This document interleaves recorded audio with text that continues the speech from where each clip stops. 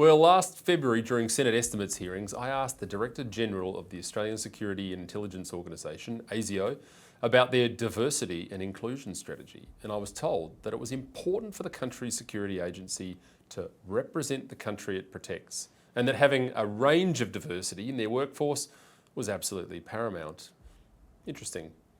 Now, just for the record, this is the agency tasked with tackling counter-terrorism, protective security, border security, and cybersecurity. Here's a clip from the hearing. What's more important then? Is it diversity or someone of merit? No, it's always merit applies, but actually when you recruit the best and the brightest, you want to make sure you're not biased and you are recruiting from the entire gene pool of this brilliant multicultural country that we live and protect. So what sort of targets have you set for culture? And when will you know when you're diverse enough as an organisation to continue to do the role? Well, that's a good question.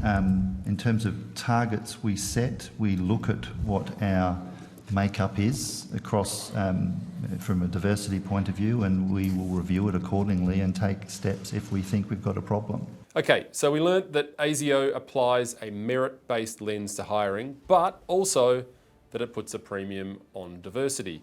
Not sure how you do that in practical terms. Anyway, intrigued, I went on to ask, how many diversity and inclusion officers would the department have as at 2024?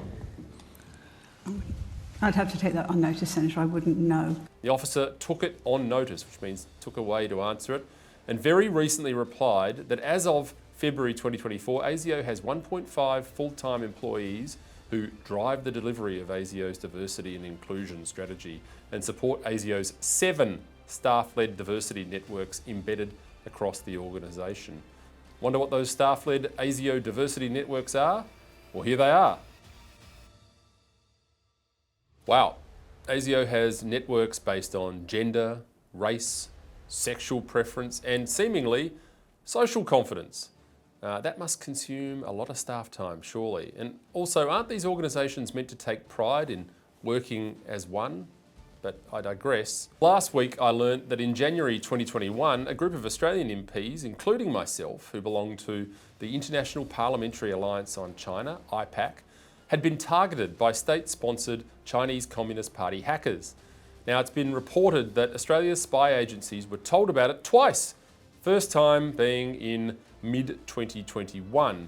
It's also reported that the FBI formally notified the Australian authorities about these attempts by the Chinese hacking group called APT31 to target us. Now, I'm not saying that ASIO knew about this. That's a question that I'll be asking in due course, but I learnt about it through AIPAC itself 3 years after the event.